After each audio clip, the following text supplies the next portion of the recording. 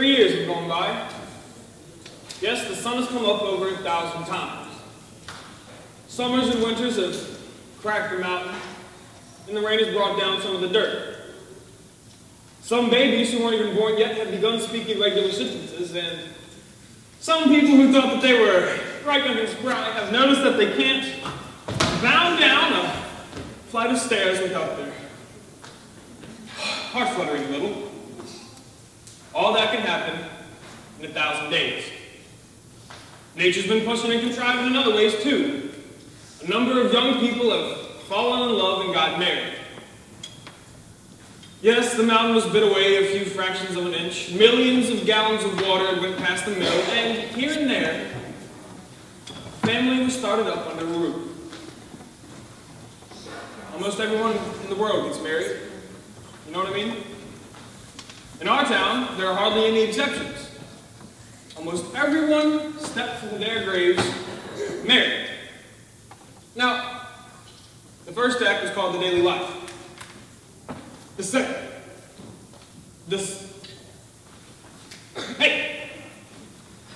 act is called love and marriage.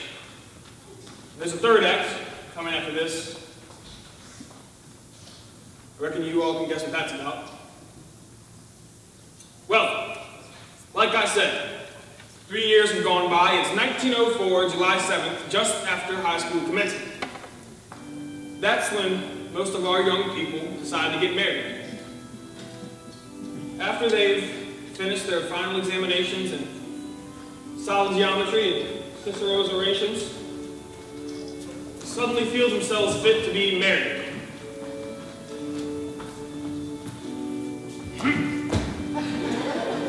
Well, it's early morning, same as last time, except this time it's been raining. It's been pouring and thundering. Mrs. Gibbs' garden and Mrs. Webb's here, both drenched. All those pea vines and bean poles drenched. And yesterday, all down Main Street, the rain looked like curtains being blown along. Yes, made again. There you can hear the 5:45 from Boston. Here comes Mrs. Gibbs and Mrs. Webb coming downstairs to make breakfast just as if it was any other ordinary day. Now, I don't have to tell you women in the audience that these two ladies here have cooked 3 meals a day, one for 20 years and the other for 40, and no summer vacation. They've brought up 2 kids apiece, they washed and cleaned the house, and never a nervous breakdown. It's like one of those Middle West poets said. You have to love life to have life, and you have to have life to love life. It's what they call a vicious cycle. Get your newspaper. Giddy up, Bessie. Grover's Corner Sentinel. Here comes Howard Newsom to deliver the milk. Here comes Joe Crowd Jr. getting ready to deliver the papers, just as if it was any other ordinary day. Get your Grover's Corner Sentinel.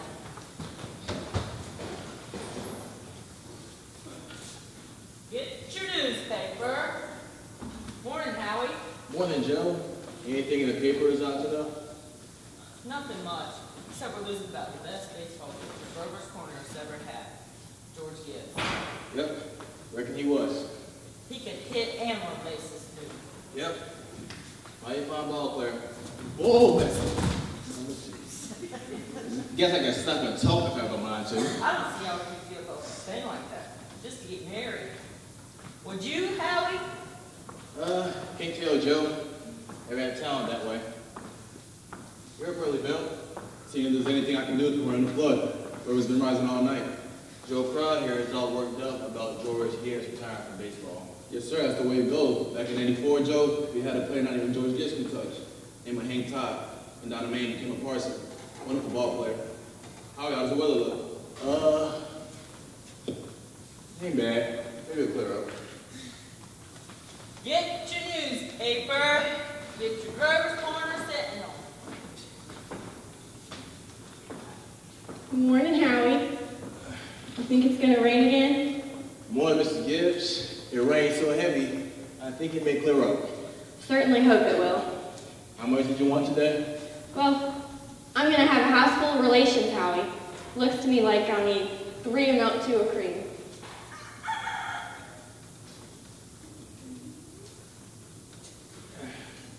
My wife says to tell you, that's how we both hope they'll be very happy, Mrs. Gibbs. No, they will. Thanks a lot, Howie.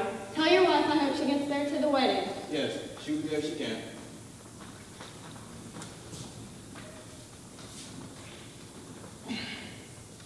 One, Mrs. Gibbs. No, Webb. Good morning, Mr. Newsom. I told you 4 of milk, but I hope you can spare me another.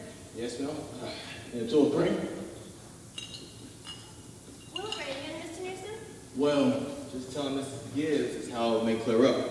And my wife, well, my wife and Mrs. Newsom, same person, wants me to tell you that's how we both hope they'll be very happy, Mrs. Webb. No, they will.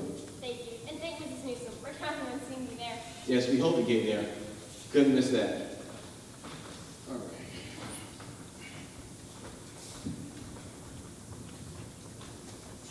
Come on, Bessie. Well, Mom, the day has come. You're losing one of your chicks. Oh, Frank Gibbs, don't say another word. I feel like crying every minute. Here, sit down and drink your coffee. The groom's up shaving himself. Only, there ain't an awful lot to shave. Whistling and singing, like, that's Libra. Every now and then I hear him say, I do with the mirror. Only it doesn't sound very convincing to me. Frank, I don't know how he'll get along. I've arranged his clothes and seen to it he's put warm things on. Frank, they're too young. Emily won't think of such things. He'll catch his death of cold within a week. I was remembering my wedding morning, Julia. Oh, don't start that, Frank Gibbs. I was the scariest young fella in the state of New Hampshire. Thought I'd make a mistake for sure. But then I saw you coming down that aisle. Thought you were the prettiest girl I'd ever seen. Only trouble was, I'd never seen you before. There I was in the Congregational Church, marrying a total stranger. Well, how do you think I felt? Frank, weddings are perfectly awful things. Martha, that's what they are. Here, I've made you something. Why, Julia Hersey, French toast. Ain't hard to make, and I had to do something.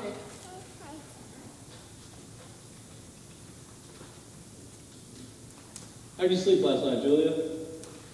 Well, I heard a lot of the hours struck off. Yes. I get a shock every time I think of George going out to be a family man. That great gaming thing. I'll tell you, there's nothing so terrifying in the world as the sun. The relationship between father and son is the darndest, awkwardest. Well, mother and daughter's no picnic, let me tell you. They'll have a lot of troubles, I suppose. But that's none of our business. Everybody has a right to their own troubles. Yes. People are meant to go through life 2 by 2. It ain't natural to be lonesome. You know what I was scared of most when I married you, Julia? Oh, go along with you. I was afraid we wouldn't have material for conversation more than less than a few weeks.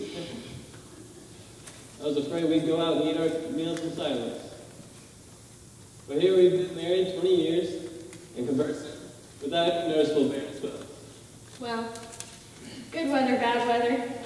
It ain't very choice, but I always find something to say.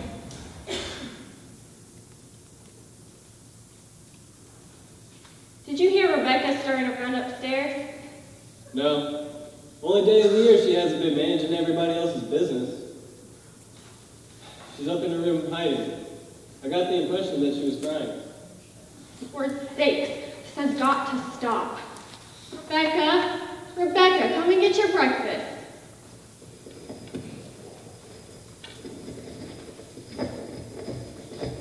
Good morning, everyone. Only 5 more hours left to live. George Gibbs, where do you think you're going? Across the grass to see my girl. Now, George, you put on your overshoes. It's raining torrents out. You don't go out of this house without you're prepared for it. Well, it's just Steph. George, you'll catch your death of cold and cough all through the service. George, do as your mother tells you. Now, from tomorrow on, you can kill yourself in hot weathers, but while you're in my house, you'll live wisely, can't you? Maybe Mrs. Webb isn't used to calls at 7 in the morning.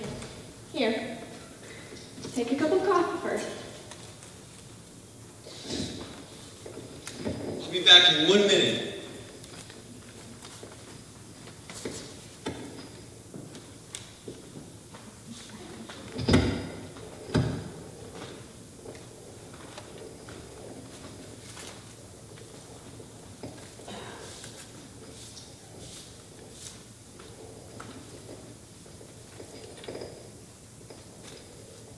Good morning, Mother Webb. Goodness, George, you frightened me.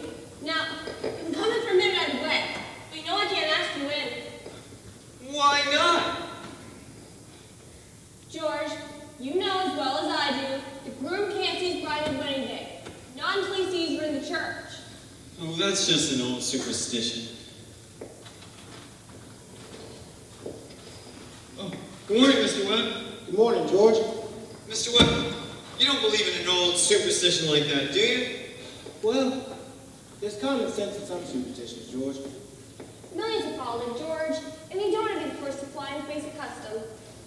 Well, how's Emily? She hasn't looked up yet. Emily's asleep? No wonder. We'll look till all hours sewing and packing. No, I'll tell you what I'll do. You sit here and drink this cup of coffee. I'll go upstairs and make sure she doesn't surprise you. There's some bacon too, but don't be long about it.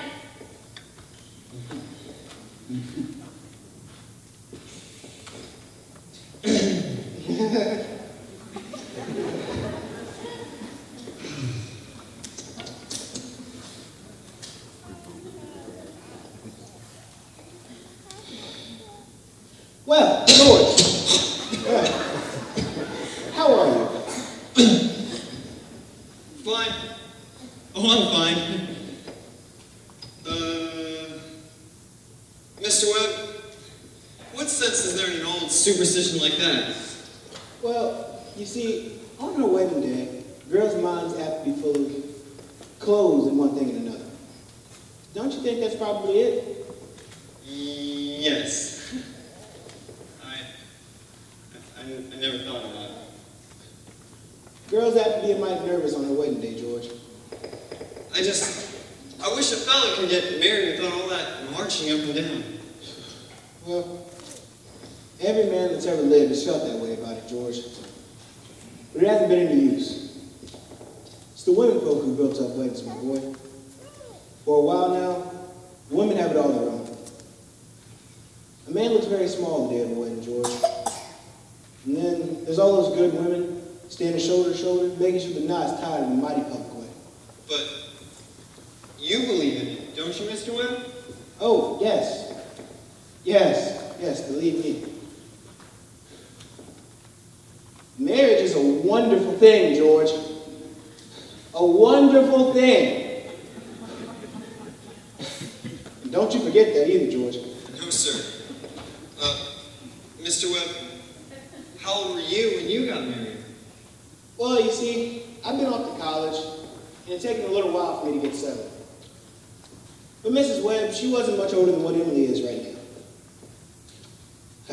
No, George, age hasn't much to do with it. Not compared with other things. What were you going to say, Mr. Webb? No, I don't know. Was I going to say something?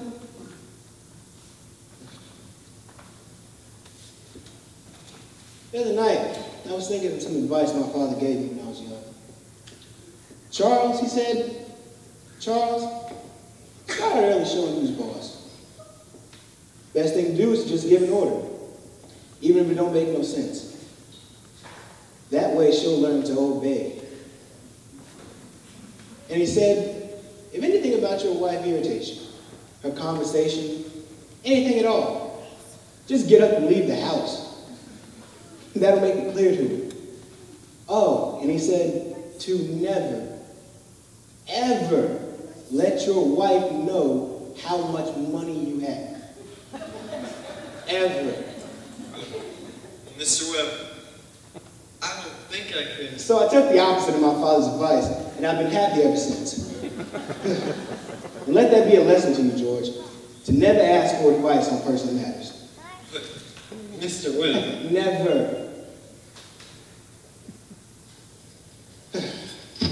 George, do you plan on raising chickens on your farm? What? I said, do you plan on raising chickens on your farm? Well, Uncle Luke's never been much interested, but I thought... There's a book on it came in my office the other day, on the final system of raising chickens. I think it's right here. I want you to read it. I plan on starting out in a small way in the backyard. And then I'm going to put an incubator in the cellar. Charles, are you talking about those chickens again? I thought you two would be talking about something worthwhile. Well, Myrtle, if you want to give the boy some good advice, I'll go upstairs and leave you alone with him. George, Emily sends her love, and she's got to come downstairs and eat for breakfast. But she doesn't really eyes on you. Goodbye. Bye. Well, Myrtle, seems you've forgotten that other superstition. What do you mean, Charles? Since the cavemen, no bridegroom should ever see his father-in-law the day of the wedding, or near it. Remember that. Thank you, Mr. and Mrs. Webb. I'll have to interrupt again. See, I think we'd all like to know how all big things like this begin. Well, you see, as I said, you take the incubator and then you put it in the cellar, and then what? This wedding? This plan to spend a lifetime together? Oh. Charles, please don't talk about the chickens anymore. I'm awfully interested in how big things like this begin. You all know how it is. You're 21, 22, you make a couple decisions, and then boom, you're 70. You've been a lawyer for 50 years, and the white-haired woman beside you has eaten over 50,000 meals with you. How do such things begin? Well, George and Emily are going to show you now the conversation that they had when they realized that, well, as the saying goes, they were meant for each other. But before they do, I want you to think back to a time when you were very young, particularly the times you were first in love. You were like a person sleepwalking. You didn't quite know which street you were on, you didn't quite hear everything that was said to you. Would you do that for me, please? Well, George and Emily will be coming out of high school at 3 o'clock, and George has just been elected president of the junior class. Being as it's June, that means that he'll be president of the senior class all next year. And Emily has just been elected secretary and treasurer. I don't have to tell you how important that is. Yes, here they are, coming down Main Street now.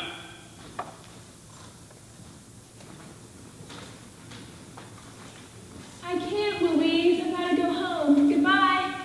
Oh, Ernestine, can you come over tonight and do Latin? Isn't that Cicero the worst thing? Tell your mother you have to. Goodbye. Goodbye, Helen. Goodbye, Fred. Hey, Emily. Hey, Emily. Can I carry your books home for you? Why, thank you.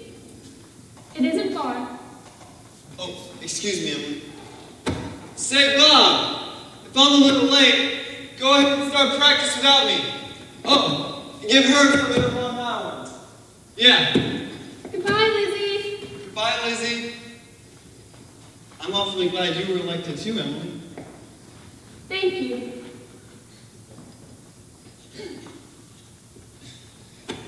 Emily, why are you mad at me?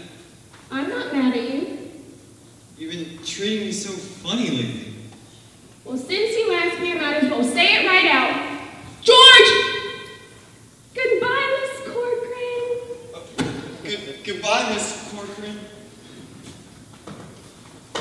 What is it?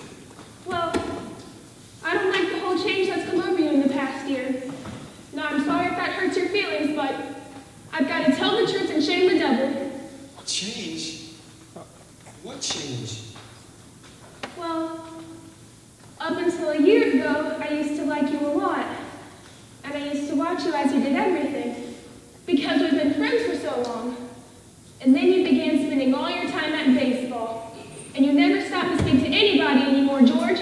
Not even your own family you didn't. And George, it's a fact. You've gotten awful conceited and stuck up. And all the girls say so. Oh, they may not say it to your face, but that's what they say about you behind your back. And it hurts me to hear them say it, but I've got to agree with them a little. Now, I'm sorry if that hurts your feelings, but I can't be sorry I said it. Emily, I'm glad you said it. I never thought that such a thing was happening to me. I guess it's hard for a fellow not to have faults creep into his character. I always expect a man to be perfect, and I think he should be. Well, I don't think it's possible to be perfect, Emily. Well, my father is, and as far as I can see, your father is. There's no reason on earth why you shouldn't be, too. Well, I think it's the other way around. That men aren't naturally good, but girls are. Well, you might as well know right now that I'm not perfect. It's not as easy for a girl to be as perfect as a man, because we girls are more nervous. No, I'm sorry I said all that about you. I don't know what made me say it. Emily. Now I can see it's not the truth at all, and I suddenly feel that it isn't important anyway. Emily, would you like an ice cream soda or something before you go home? Well, thank you. I would.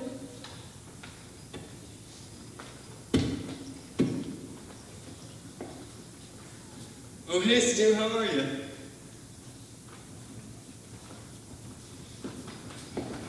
Good afternoon, Mrs. Slocum. Why, hello, George. Hello, Emily. What can I do for you? Why, Emily Webb? What's come over you? She just got an awful scare, Mr. Morgan. She almost got ran over by that hardware store wagon. Everyone says Tom Huckins drives like a crazy man. Why? Let me get you a glass of water. I swear, you have to look both ways these days before you cross Main Street. Gets worse and worse every year. Now, what do you have? I'll have a strawberry phosphate. Thank you, Mr. Morgan. No, Emily. Have an ice cream soda with me. 2 strawberry ice cream sodas, Mr. Morgan. I am blind, not deaf. Thank you. Now, 2 strawberry ice cream sodas coming up. Whew. I swear, there are 125 horses on Main Street as I'm talking to you now. The state inspector, he came in just a couple of days ago. And now they got these automobiles. I tell you, the best thing to do is just stay inside. Why I remember when a dog could fall asleep on Main Street and not be bothered the whole time. Well, there you are. Enjoy them.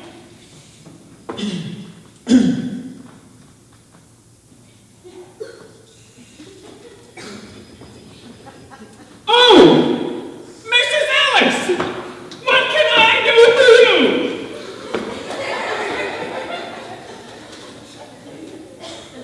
They're so expensive. No, Emily. celebrating our election. And do you know what else I'm celebrating?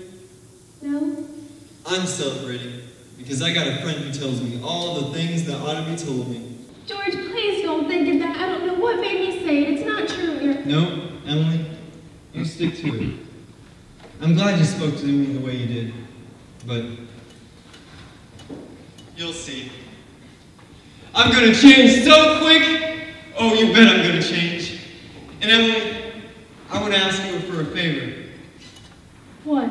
If I do go to agriculture school next year, and I do make a big change, would you write me a letter every once in a while? I certainly will. I certainly will, George.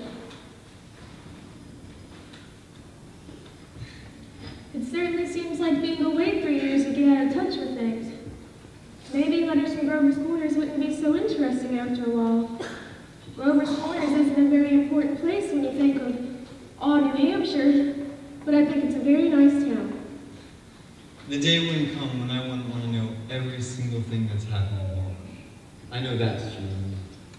Well, I'll try to make my letters interesting. You know, Emily, every time I see a farmer, I ask them if they think it's important to go to agriculture school. You know, to be a good farmer. Why, George? Yeah, and most of them even say it's even a waste of time. That you can get all those things out of pamphlets the government sends out. And, you know, Uncle Luke's getting older and older every day. He's about ready for me to take over the farm tomorrow, if I could. My. Like you said, being gone all that time, in other towns, meeting other people. Gosh, if it were anything like that, I wouldn't want to go anywhere. I guess new people aren't any better than old ones. I bet they never are. You're as good as the friends I've got, Emily, and I don't need to go to other towns and meet other people. But George, maybe it's very important for you to go and learn all about that cattle judging and soils and those things. Of course, I don't know. Emily? Yes, George? I'm gonna make up my mind right now. I won't go. I'll tell Pa about it tonight. George, I don't see why you have to decide right now. It's a whole year away. Emily, I'm glad you spoke to me about that fault in my character. And what you said was right. But there was one thing wrong about it. That's where you said that I wasn't noticing people. You. For instance, you said you watched me as I did everything. I was doing the exact same thing for you.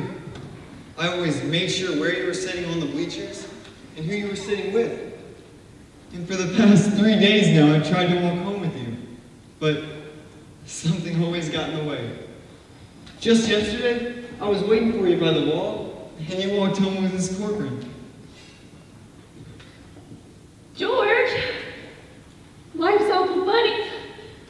How could I have known that when I thought? Emily, I'm going to tell you why I'm not going to agriculture school. You see, I think that if you find someone you're fond of, I mean that's fond of you too, and they like you enough to be interested in your character, that's just as important as college is. Even more so. That's what I think. I think it's awfully important too. Emily? Yes, George? If I do make a big change, and I do improve, could you be, would you be? I am now. I always have been. I guess this is an important talk we've been having. Yes. Yes. Well, just wait a minute and I'll walk you home.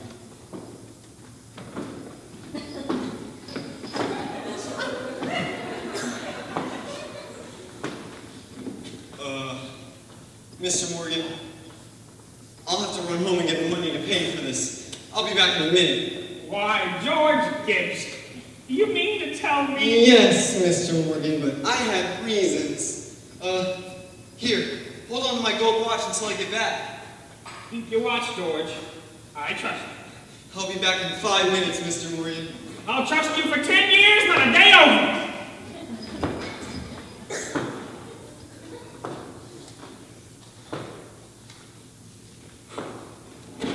Well, now we're ready to get on with the wedding. What are you doing? You're not even dressed yet. Well, naturally, there seem to be a lot of things that go on during a wedding, and there are also a lot of things to be said about a wedding. Of course, you can't fit them all into this wedding. See, it's in Grover's Corners, and weddings in Grover's Corners, more often than not, are awfully rather plain and short.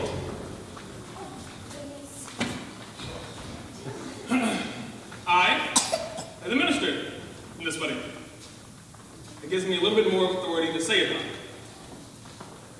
Now, for a while now, the plague gets pretty serious. You see, the church says that love is a sacrament. I don't quite know what that means, but I think I can guess. It's kind of like what Mrs. Gibbs said earlier. People are made to go 2 by 2. This is a good wedding. But even in a good wedding, people are so put together that there's a lot of confusion way deep down inside. And we thought that we ought to have that in our play too. Of course, the real hero of the scene isn't on stage at all. You all know who that is. And don't forget about the other witnesses to the wedding. The ancestors. Millions of them. Almost all of them made to go 2 by 2. Well, that's my sermon. It wasn't very long anyway.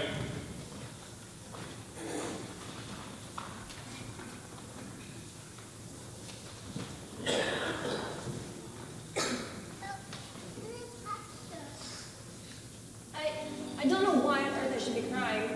I suppose there's no reason to cry. And I remember me at breakfast this morning. There was Emily eating her breakfast as she's done for 17 years. And now she's going off to eat in someone else's house. I suppose that's it. No, I can't bear it. God, to say it. There's something downright cruel about sending our girls into marriage this way.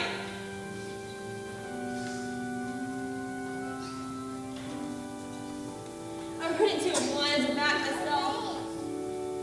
The whole world's wrong. That's what's the matter. Here they come. I can't talk to you right now. Mom, we're going to go find Emily.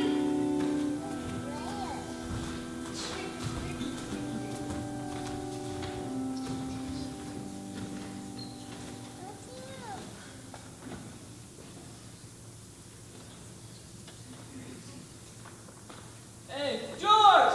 George! Look out, fellas! He looks scared to death! George! George! Don't look so innocent, you old geezer. We all know what you're thinking. Don't disgrace the team, big boy. Woo! All right. That is quite enough of that. There used to be a lot of stuff like that. Back in the old days, Rome and later. We're more civilized now. So they say.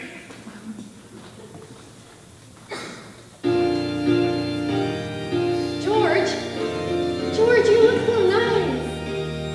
George, what's the matter? Oh, Mom, I don't want to grow old. Why is everyone pushing me so? Why, George, you wanted it.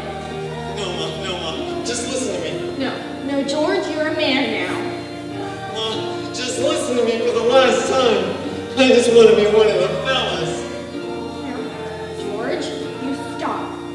If anyone should hear you, I'm ashamed of you.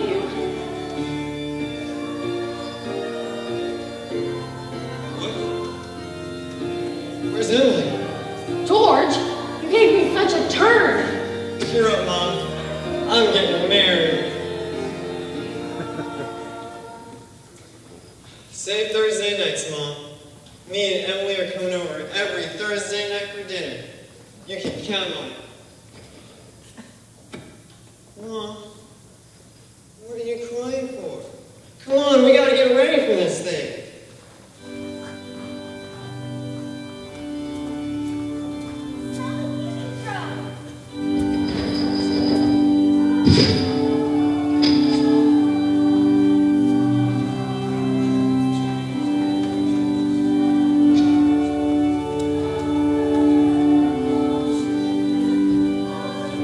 I've never felt so alone in my whole life. And George over there, looking so... I hate him. I wish I were dead. Papa! Papa! Emily, now, don't get upset. But Papa, I don't want to get married. Shh, Emily, everything's all right. Why can't I stay for a while just as I am? Let's go away. No, Emily, just stop and think. Don't you remember you used to say? All the time you used to say. All the time. That I was your girl. There must be lots of places we can go. I can work for you. I'll keep house. Shh, now, you mustn't think of such things. You're just nervous. George, will you come here a minute? Why, you're marrying the best young fellow there is. George is a fine fellow. But Papa... George, I'm giving my daughter away. Do you think you can take care of her? Mr. Webb, I want to try. Emily, I'm going to try my very best. I love you, Emily. I need you. Well, if you love me, help me. All I want is someone to love me. I will, Emily. Emily, I'll try. And I mean forever. Do you hear? Forever and ever.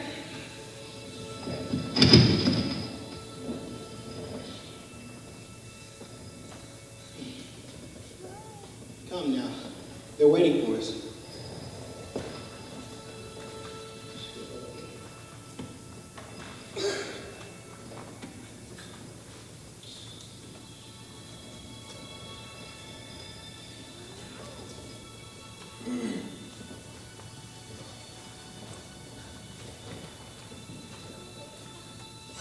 You, George, take this woman, Emily, to be your wedded wife. Perfectly lovely wedding, isn't it? Oh, I do love a good wedding. I don't remember when it's been the last time I've seen one. What? Doesn't she make a lovely bride? I do. Do you, Emily, take this man, George, to be your wedded husband? This is such a nice wedding. I really do love this. I always seem to tear up a little bit because it's just so lovely to see young people get together.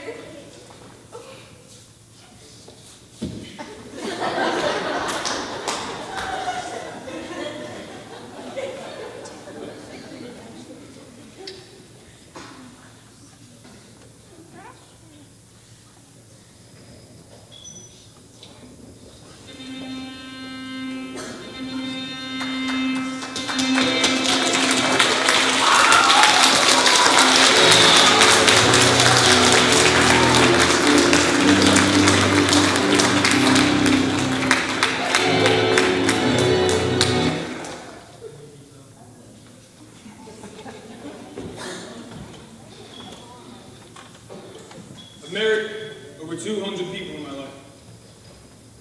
Do I believe in it? I don't know. The cottage, the go-kart, the Sunday drives in the Ford, the first one. The grandchildren, the second one. The deathbed, the reading of the will.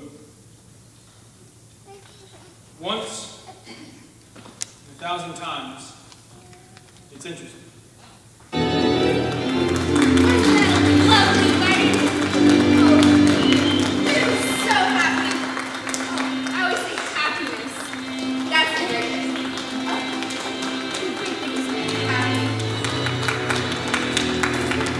that's the end of the second act, folks. We'll have another